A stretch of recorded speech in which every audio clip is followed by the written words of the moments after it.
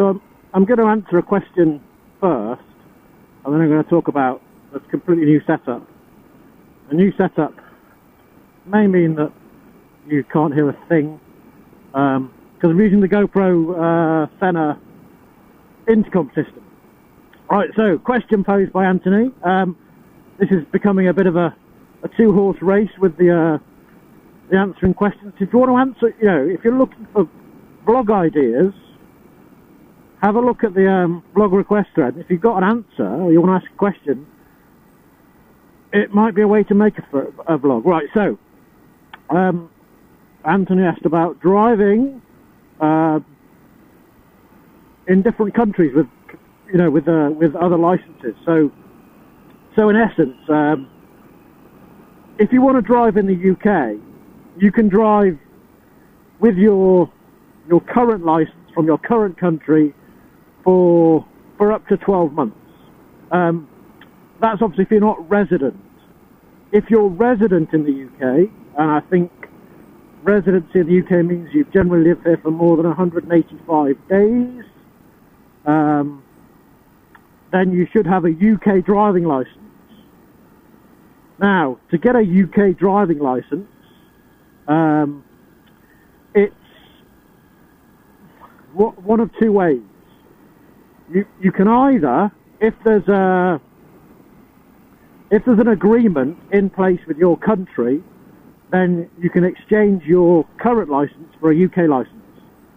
And there are a list of, I think, about 15 countries where if you have one of their licenses, you just send it off to DVLA with I think a £43 fee, and you can get it exchanged for a UK license. So places like Australia and most, all the EU countries on that list. America's not on that list. I suspect the reasons for that are fairly obvious, because I don't think you could enlighten me. I don't think you have one driving test for the whole country. I think it's different places. So that's why there's no blanket sort of swap agreement, as it were, with the USA. So you can't do that. So yeah, it's basically, if the UK have an agreement with your country to swap license, then you can apply for a new license. There's a £40-odd fee, and you can get your license exchanged.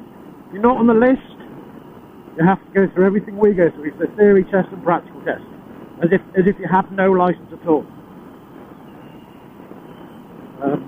Yeah, that's it. Oh, now we've spoke about people with foreign licenses driving in the UK. I thought we could use the opportunity to be a bit racist. Why not? Yeah, I think, right. So before I'm overtly racist, I'm going to caveat what I'm going to say so you know where I'm coming from. I am not the kind of person who would ever say to anybody, you can't say that.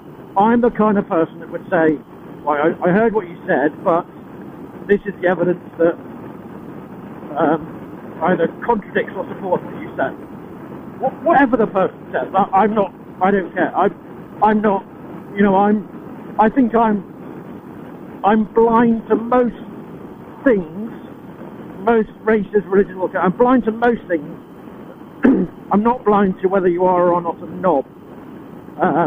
But other than that, I don't really care who you are, what you look like, whether you travel everywhere on your hands. I don't give a shit.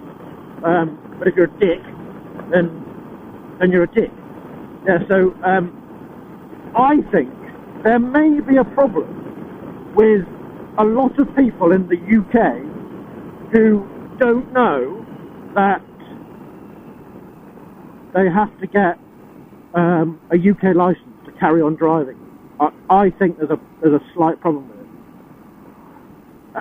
And I suppose the reason that I would say that is, I suppose, partly manners. So I think, in general, manners are deteriorating anyway. But I think you can look at stuff like the, people not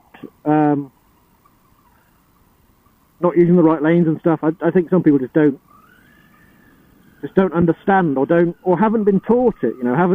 If you haven't done the UK test, UK driving test, that may not be something that you have to worry about. It just might not be. So yeah, I think there's possibly an issue with that. That's me. That's my racism. There you go. That's me being racist.